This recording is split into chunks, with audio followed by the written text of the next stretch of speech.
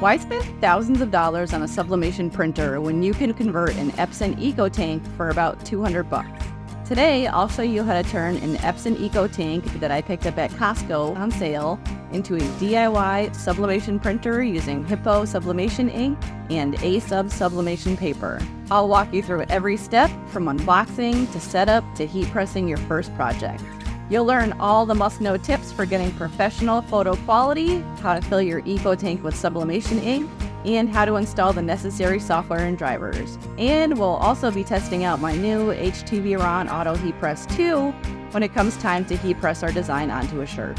Stick around, you don't want to miss this. Hey everyone, welcome back to my channel. My name is Kerri. If you're new here, I share easy step-by-step tutorials for all kinds of crafts and DIY projects. Here you'll find everything from laser engraving to Cricut crafts to sublimation projects and more. And let's be honest, my favorite projects are the ones that you can make money selling. Sublimation is perfect for that because it looks professional and lasts a long time. Unlike Cricut vinyl and heat transfer vinyl, sublimation doesn't peel or crack.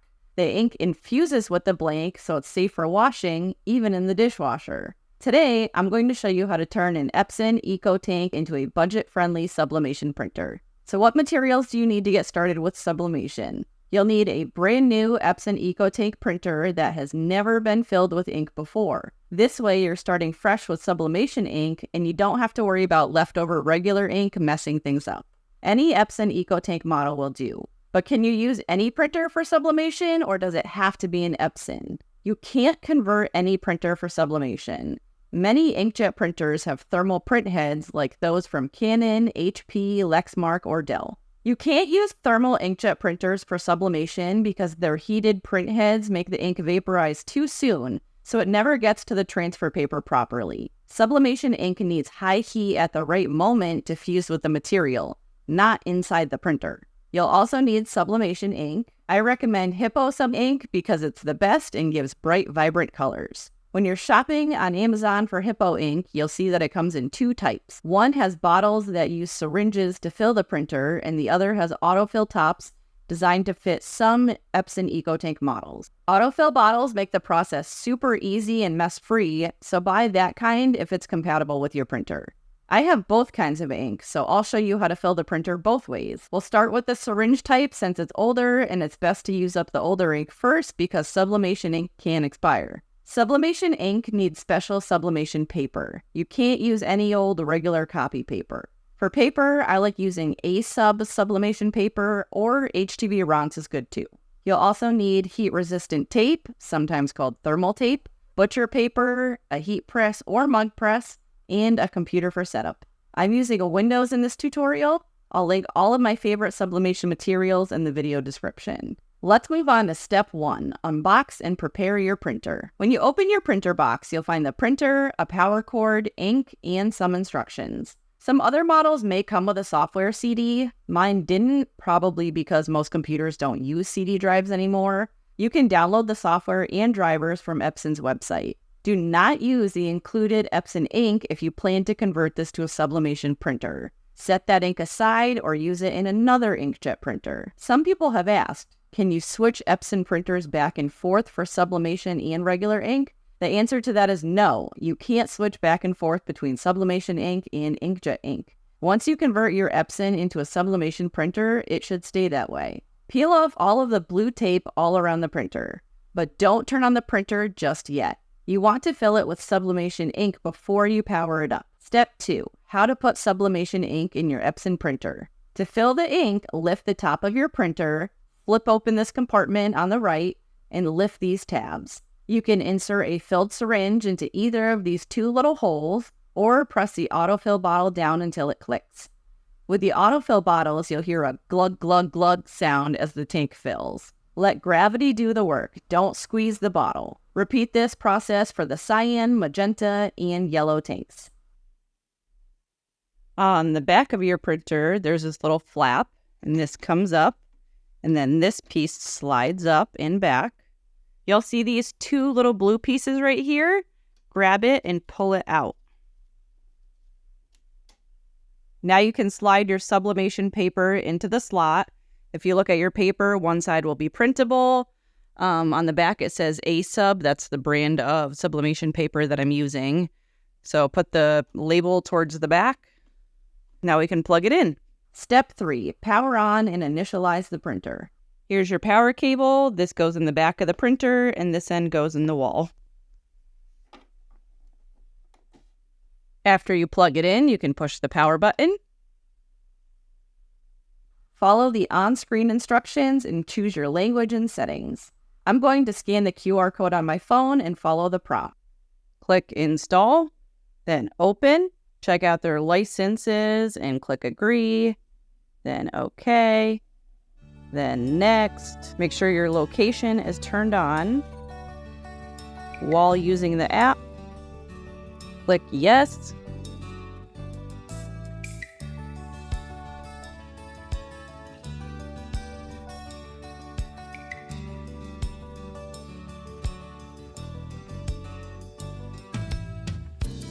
Continue. Select your model. Yes.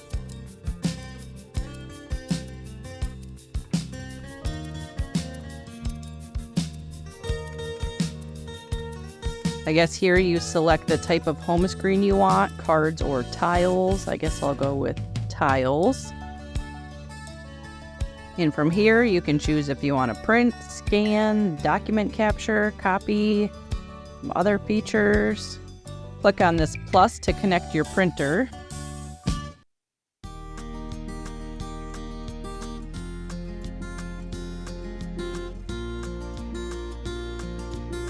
Now it says, let's get ready for ink initialization. Click continue. We will guide you step by step. Continue. Before we start, make sure to follow these rules. Stay in front of the printer. Do not turn off the printer while setting it up. Click continue. The screen on the front of my printer says setting up the printer from Epson Smart Panel. Do not turn the power off, and it's feeding a piece of paper through. Now it says you can now prepare the printer. Swipe the screen up or down to check previous or next steps. Let's start with the ink. Open the scanner unit with both hands until it locks. Then open the ink tank cover. So follow along with the instructions. Basically just tells you to fill the ink. The tank has an upper line, and when the ink reaches the line, it automatically stops flowing from the bottle. That's if you're using the ink that comes with the printer. We are not. We're using Sublimation ink. So this is all just about how to put the ink in. Close the ink tank cover and the scanner unit. Continue to close the scanner even if you feel some resistance.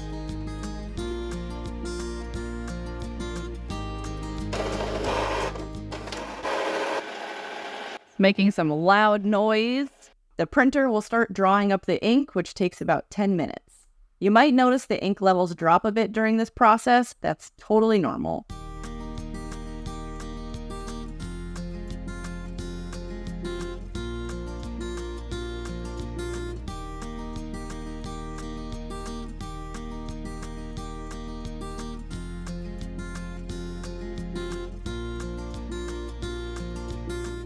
Step 4. Install Epson printer drivers and software on your computer. Let's move over to the computer and download the drivers. Go to Epson's support site, which I'll link in the video description. So right here's a search bar where you can type in the printer that you have. So I have the ET2850, and then click on the one you have.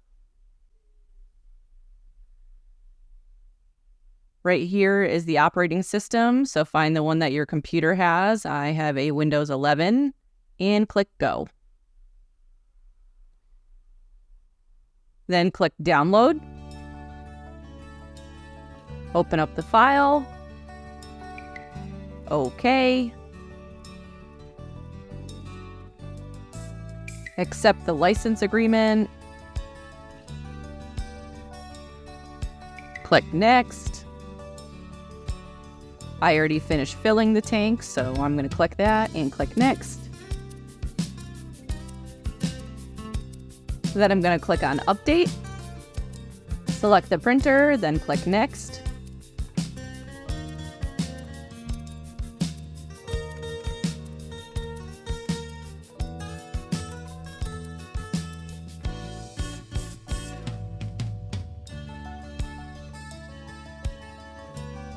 At the end of the install, you can print a test page.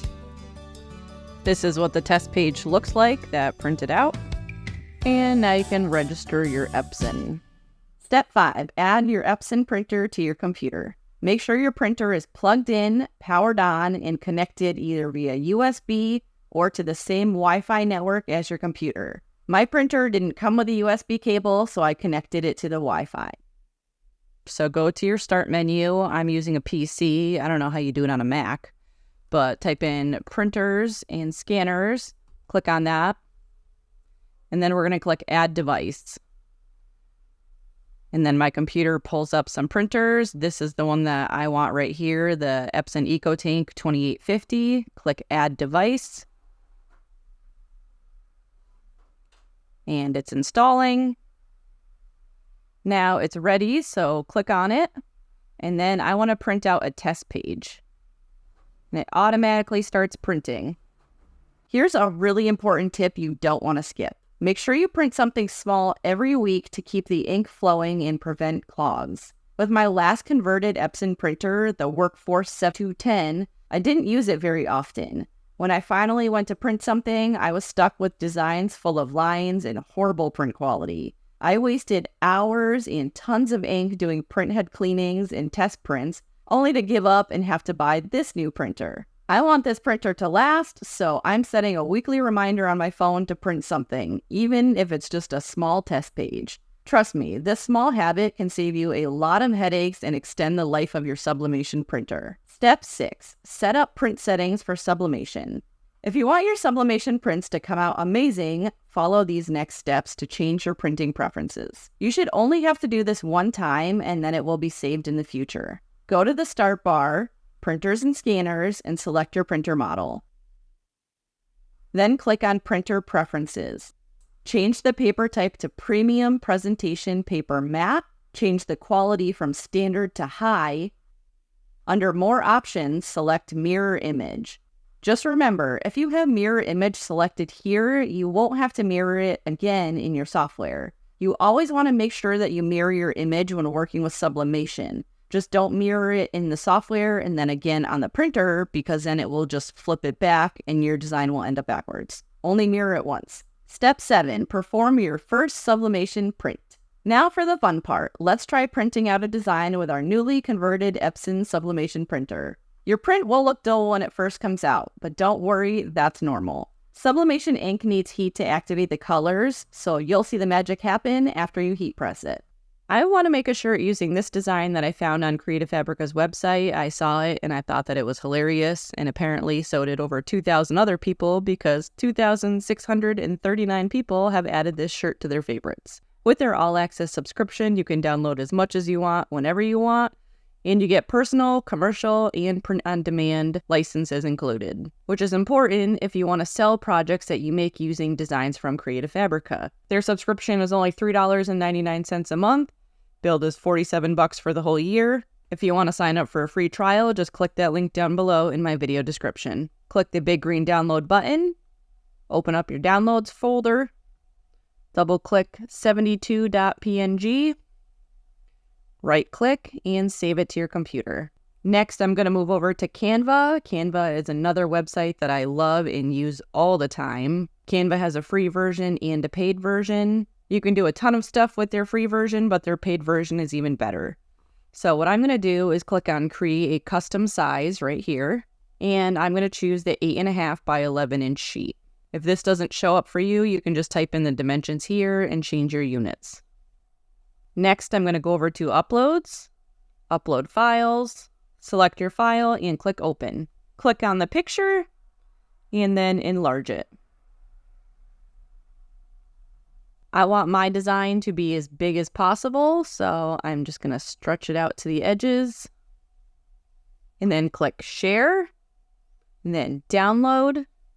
Go up here to where it says File Type, and click PDF Print, which is best for printing. Down here where it says Color Profile, you can either select RGB, which is best for digital use, or CMYK, which is best for professional printing. However, with this option, it has the crown, which means it's part of the paid version. I have the paid version, so I'm going to use that for best printing. Then click Download. Open up the file and click Print. Select your printer from the drop-down menu. I'm using the Epson EcoTank 2850 series. Then click on More Settings. For scale, I have it set to Fit to Printable Area. Then go over to Print Using System dialog. Go to More Settings. Make sure your paper type is set to Premium Presentation Paper Matte. The quality should be on high. And if you go to More Options, it should be mirrored. When we set our printing preferences earlier, we did all this so we don't have to do it every time that we print. I just wanted to double check that all of our options saved, and they did, so that's great. So now I can click OK and print. I just noticed on the edge of my print, a little bit of black ink is on it, so I'm going to cut that off so it doesn't transfer onto my shirt. Step 8, press your print. The final step of this step-by-step process is to heat press your print onto your blank. To transfer the design, set your heat press to 400 degrees and press for 60 seconds. This is my brand new heat press, my HTVRont Auto Heat Press 2-digit.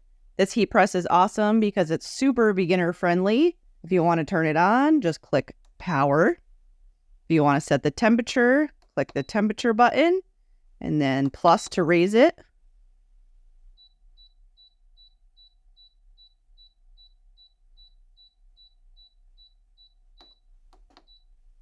You can change the time by clicking the time button. We're going to raise this to 60. And if you want to adjust the pressure, you push this button right here.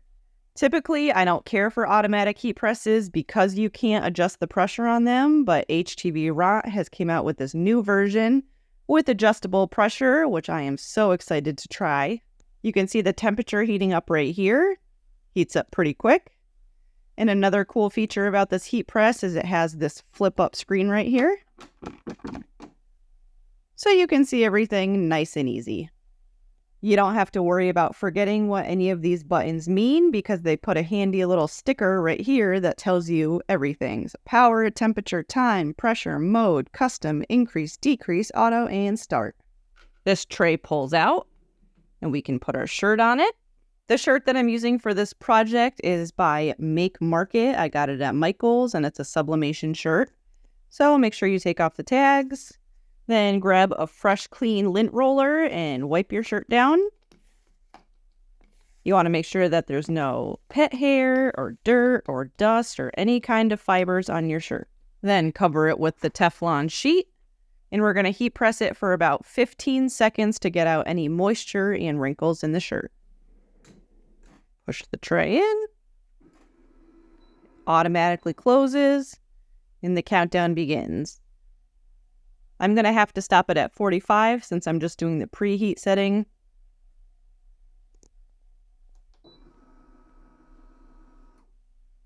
Pull the tray back out. Now we have a nice, smooth shirt. Slide a piece of your butcher paper inside of the shirt underneath where your design will be. This will protect the back layer of your shirt and your heat press from any sublimation ink that might bleed through. Now take your image and place it upside down on your shirt. Center your design and place it about 2 inches below the neckline. Next, you want to grab some heat-resistant tape and tape down all 4 sides of your design. This will keep it from shifting during the heat press and prevent any ghosting. Then cover it with a second sheet of white butcher paper. We are at 400 degrees for 60 seconds, so now I can slide my tray in.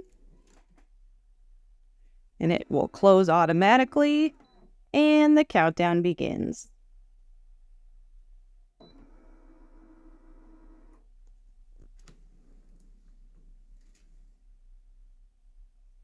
Now I'm going to let this cool down, and then I'll peel it off. My butcher paper got stuck to the underneath of the heat press, so I turned it off, and I'm going to let it cool down and then pull it out. Now we can peel it off and see our final result. Look at that print quality. It is crisp and vibrant and perfect. Nothing is blurry or ghosted. Looks like something that you would buy in a store. Just imagine all of the cool new sublimation projects you'll be able to create with your new sublimation printer. If you found this tutorial helpful, give it a thumbs up and subscribe for more DIY crafting tips, tricks, and tutorials. Check out this playlist on my channel for some fun new sublimation project ideas. Thanks for watching, and I'll see you in the next one.